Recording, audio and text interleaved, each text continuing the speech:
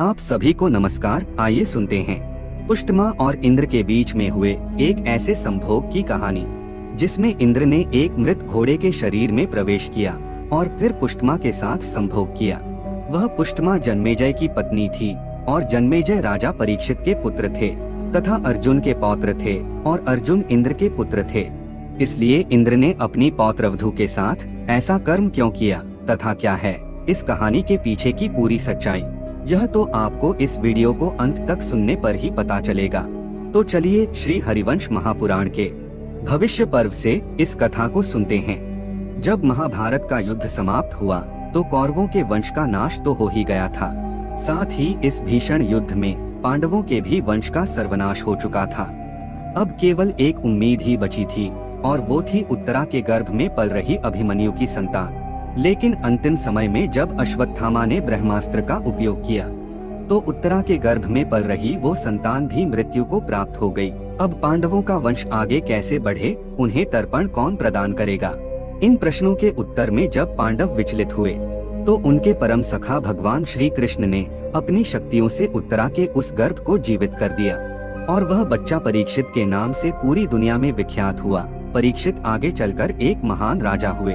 कहते हैं कि उनके ही समय में कलयुग ने पृथ्वी पर अपना कदम रखा था। परीक्षित की मृत्यु तक्षक नाग के काटे जाने पर हुई थी। जब परीक्षित की मृत्यु हुई तो उस समय उनके पुत्र जन्मेजय बड़ी ही कम अवस्था के थे, लेकिन जन्मेजय अपने पिता, अपने दादा और अपने पूर्वजों की ही तरह एक महान शासक हुए। वे बलवान भी थे और बुद्धिमान भी थे। उन्होंने बहुत ही कम आयु में राज्य का भार संभाला और पूरी तन्मयता के साथ अपने प्रजा का पालन किया। जब जन्मेजय कुछ बड़े हुए तब उनके विवाह का समय आया तो उन्होंने काशी के राजा स्वर्णवर्मा की पुत्री पुष्टमा से विवाह कर लिया। वह पुष्टमा अनित्य सुंदरी थी। वह इतनी सुंदर थी कि उनकी सुंदरता की चर्चा न केवल मनुष्य लोक में बल्कि गंधर्व लोक तथा देवलोक तक फैली हुई थी। देवता, मनुष्य, गंधर्व, यक्ष और सभी प्राणी उन्हें प्राप्त करना चाहते थे, लेकिन वह पुष्टमा जन्मेजय को मिली। महाभारत में वर्णन आता है कि जिस प्रकार पुरुरवा और उर्वशी अपने प्रेम भरे दिनों में एक साथ रहते हुए सुखपूर्वक विहार करते थे, वैसे ही जन्मेजय और वह पुष्टमा भी प्रेम पूर्वक संभोग जनित विहार करते हुए इस पृथ्वी का सुख भोग रहे थे। इसके बाद अपने गुरुदेव से जन्मेजय ने अपने पिता की मृत्यु का वृतांत पूछा। इस पर गुरु ने तक्षक नाग द्वारा उनके पिता को काटे जाने का सारा वृत्तांत कह सुनाया। इस वृत्तांत को सुनकर जन्मेजय के मन में सर्पों के प्रति भयानक क्रोध का उदय हुआ। वे चाहते थे कि सर्पों का मूल नाश हो जाए और इसके लिए उन्होंने मन ही मन प्रतिज्ञा भी कर ली। फिर उन्होंने अपने गुरु से पूछा कि मुझे ऐसा क्या करना चाहिए जिससे कि मैं समस्त सर्पों का समूल नाश कर सकूं। तब गुरुदेव ने उन्हें सर्प यज्ञ के बारे में बताया और कहा कि यदि तुम भक्ति पूर्वक और पूरी विधि विधान के साथ सर्प यज्ञ का अनुष्ठान करते हो तो दुनिया के सभी सर्प उसमें उड़ते हुए आएंगे और यज्ञ की अग्नि में गिरकर भस्म हो जाएंगे। ऐसा सर्प यज्ञ सिर्फ वेदों में वर्णित है, लेकिन किसी भी राजा ने किया नहीं है। तब भयानक पराक्रम को प्रकट करते हुए जन्मेजय अपने गुरु से कहते हैं कि आप सर्प यज्ञ को प्रारंभ कीजिए। जन्मेजय का यह उत्तर सुनकर गुरुदेव ने अनेक ऐसे योग्य महर्षियों को बुलवा भेजा जो सर्प यज्ञ को संपन्न कर सके। तय समय पर वह यज्ञ प्रारंभ हुआ और यज्ञ के प्रारंभ होते ही विभिन्न देशों से सर्प आकर उस यज्ञ की अग्नि में गिरने लगे और भस्म होने लगे, नागों तथा सांपों के साथ। ऐसा क्यों हुआ, इसके पीछे की कहानी महाभारत में आती है। महाभारत के अनुसार जब सांपों की माता कद्रू और कद्रू की माता विंता उच्चैश्रवा घोड़ा की पूंछ के रंग को लेकर बहस छिड़ी तो सांपों की माता कद्रू ने कहा था कि है समस्त सर्पों, तुम जाकर उच्चैश्रवा घोड़ा की पूंछ में लिपट जाओ और वहां पर तुम ऐसा भ्रम उत्पन्न करो कि देखने में उसकी पूंछ काली लगे। जिन सांपों ने ऐसा करने से मना किया था उन्हें माता कद्रू ने श्राप दिया था कि एक दिन तुम अग्नि में जलकर भस्म हो जाओगे, और इसीलिए वे सारे सर्प जन्मेजय के सर्प यज्ञ में आकर भस्म हो गए। लेकिन सर्प यज्ञ तो संपूर्ण विनाश वाला था। यदि वह यज्ञ नहीं रुकता तो सभी नाग उसमें जलकर भस्म हो जाते, सभी का विनाश हो जाता। ऐसे में उस सर्प यज्ञ को रोकने के लिए नाग वासुकी ने अपनी बेटी के पुत्र आस्तिक को वहां भेजा। आस्तिक के माता और पिता दोनों का ही नाम जरत्कारु था और उनके विवाह की कथा बड़ी ही रोचक है। सर्प यज्ञ को विस्तार से जब मैं आगे किसी वीडियो में बताऊंगा तो आपको उस रोचक कहानी को भी अवश्य सुनाऊंगा। अगर आप ऐसी ही रोचक कहानियों को सुनना चाहते हैं तो इस वीडियो को लाइक करके हमारे YouTube channel mystery of Aryavarta को सब्सक्राइब जरूर कर लीजिएगा, ताकि सनातन के लिए किया जा रहा हमारा प्रयास अधिक से अधिक लोगों तक पहुंच सके। दोस्तों, अब हम आपसे इतनी अपेक्षा तो कर ही सकते हैं। अब आइए इस कथा पर पुनः वापस लौटते हैं। आस्तिक जरत्कारु नाम के माता पिता के पुत्र थे, जो कि वासुकी नाग के पौत्र थे। वे इस यज्ञ में आए। आस्तिक की कृत इतनी अधिक थी कि जन्मेजय उनकी बात को टाल नहीं सकते थे। जिस समय आस्तिक वहां पर पहुंचे और उन्होंने सर्प यज्ञ को रोकने का निर्देश दिया, उस समय परीक्षित को मारने वाला तक्षक नाग हवा में लटका हुआ यज्ञ की अग्नि में गिरने ही वाला था। लेकिन आस्तिक के कहने पर और बहुत ही समझा बुझा लेने पर जन्मेजय ने तक्षक को माफ कर दिया और अपने सर्प यज्ञ को रोक दिया। साथ ही जन्मेजय को अब यह लगने लगा कि उन्होंने सर्प यज्ञ करके एक बहुत ही पाप का काम किया है। उन्होंने बिना किसी वजह के ही नागों का नाश किया है। अपने इस पाप को हटाने के लिए जन्मेजय अश्वमेध यज्ञ करने का विचार किया। तब उसी समय वहां पर वेदव्यास जी आए। जन्मेजय ने वेदव्यास जी की बहुत ही सेवा की, क्योंकि वे जानते थे कि वेदव्यास जी एक महर्षि है, ज्ञानी है, साथ ही साथ कौरवों और पांडवों के पूर्वज हैं। उन्हीं से कौरव और पांडव उत्पन्न हुए हैं। इसलिए जन्मेजय ने अपने पूर्वज को सम्मान देते हुए उनसे एक बात पूछी कि हे वेदव्यास जी, हे महर्षि, हे पूर्वज, हे पितामह, आप त्रिकालदर्शी हैं, आप भविष्य को देख सकते हैं। आप जानते थे कि युधिष्ठिर द्वारा राजसूय यज्ञ करने के बाद महाभारत का युद्ध होगा और फिर एक भयंकर विनाश होगा। फिर भी आपने उस यज्ञ को क्यों नहीं रोका? तब वेदव्यास जी ने जन्मेजय को काल की महिमा बताई, कली की महिमा बताई और उसके बाद उन्होंने कहा कि काल को जानना अलग बात है और उसे रोक पाना अलग बात है।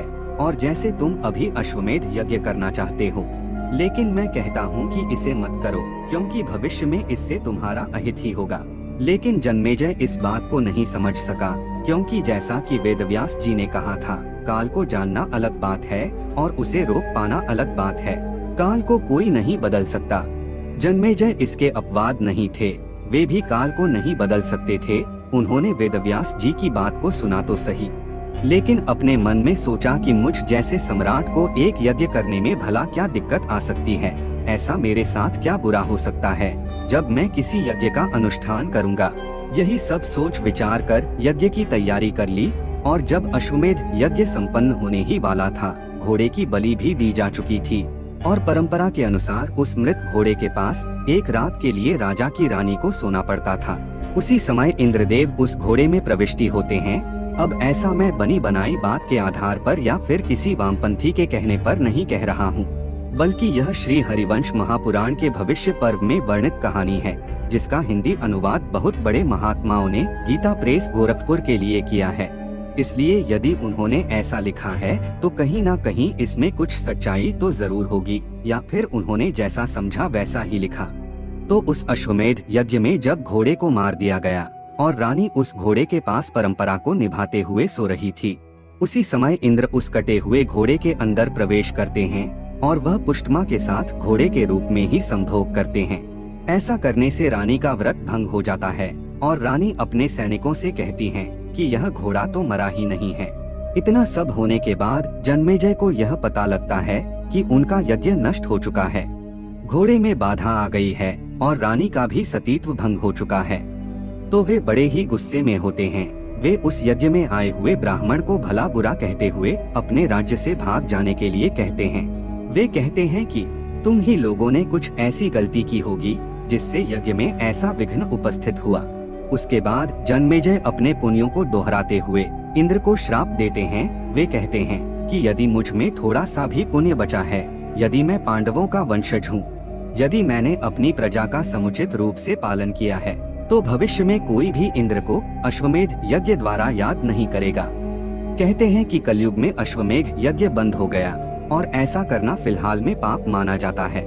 यानी कि ऐसा नहीं है कि अगर आपको विधि पता है, आपके पास पैसा है, तो आप अश्वमेध यज्ञ कर सकते हैं, क्योंकि कलयुग में जन्मेजय के ही श्राप के कारण इसे बंद कर दिया गया है। और अब अंत में वे अपनी पत्नी पुष्टमा से क्रोधित होकर कहते हैं कि तुमने मुझे छोड़कर किसी दूसरे के साथ संभोग किया है। तुम पर पुरुष कामिनी हो गई हो, इसलिए मैं तुम्हारा त्याग करता हूँ। तुम मेरे साथ रहने योग्य नहीं हो। वह पुष्टमा जन्मेजय को अपने निर्दोषिता साबित करने के लिए बहुत प्रयास करती है। वे बार बार कहती हैं कि मैंने ऐसा कुछ नहीं किया, मैंने किसी और दूसरे के साथ कभी भी संभोग नहीं किया, मैंने किसी के भी साथ रमण नहीं किया। यह सब एक छलावा है, यह सब एक छल मात्र है। लेकिन जन्मेजा अपने गुप्तचरों द्वारा मिले हुए समाचार को काट नहीं सकते थे और उन्होंने पुष्टमा को ही झूठा घोषित करके उसे अपने राज्य से निष्कासित कर दिया। जब इतना सब हो रहा था, उसी समय विश्वासु नाम के मुनि जन्मेजय के यहाँ पधारे। वे वेदव्यास जी के कहने पर आए थे। विश्वासु ने जन्मेजय को बताया कि जैसा कि वेदव्यास जी ने कहा था कि अगर तुम अश्वमेध यज्ञ करोगे तो तुम्हारा बुरा ही होगा, और अब देखो वैसा ही हुआ। इसमें ना तो इंद्र की गलती है और ना ही उस पुष्टमा की गलती है, ना ही उन ब्राह्मणों की गलती है जिसे तुमने भगा दिया। यह सब तो काल द्वारा निर्धारित था, यह तो ब्रह्मा जी का लेख था। कलिकाल में यह अश्वमेध यज्ञ ना हो, इसके लिए तुम्हें निमित्त बनाया गया। फिर विश्वासु ने बताया कि इंद्र जिस घोड़े में प्रवेश किए थे वे इंद्र ही थे, लेकिन जिस वह पुष्टमा के साथ उन्होंने संभोग किया था वह तुम्हारी रानी पुष्टमा नहीं थी, बल्कि उस पुष्टमा की देह में वो रंभा नामक अप्सरा थी। यानी कि रंभा अप्सरा ने पुष्टमा का मायावी रूप धारण करके उनकी जगह इंद्र के साथ संभोग किया था। इंद्र अपनी पौत्रवधू के साथ ऐसा करने के बारे में सोच भी नहीं सकते थे, क्योंकि अर्जुन इंद्र के पुत्र थे और अर्जुन के पुत्र अभिमन्यु हुए, अभिमन्यु के पुत्र परीक्षित हुए और परीक्षित के पुत्र जन्मेजय थे। ऐसे में जन्मेजय की पत्नी इंद्र के लिए पौत्र वधू के समान थी और वे उसके साथ कुछ भी गलत नहीं कर सकते थे। विश्वासु ने बताया कि वह रंभा थी और इंद्र तुम्हारे यज्ञ के प्रभाव को तोड़ना चाहते थे, क्योंकि तुमने 300 यज्ञ पूरे कर लिए हैं और अगर तुम ऐसे ही यज्ञ करते रहे तो उन्हें डर था कि कहीं तुम इंद्र पद पर सुशोभित ना हो जा। अब मुनि विश्वासु से ऐसा सुनने के बाद जन्मेजय ने ब्राह्मणों से माफी मांगी, यज्ञ में आए हुए ऋषियों का सत्कार किया और फिर अपने यज्ञ को वहीं पर समाप्त किया तथा उन्होंने पुष्टमा से भी क्षमा मांगते हुए उसे अपना लिया और इस प्रकार वह पुष्टमा और जन्मेजय सुखपूर्वक रहने लगे। तो दोस्तों, यह थी वह पुष्टमा और इंद्र तथा राजा जन्मेजय की कहानी। तो दोस्तों, आज की वीडियो में बस इतना ही। आपको ये जानकारी कैसी लगी हमें कमेंट करके बताएं, साथ ही जय श्री राम अवश्य लिखें।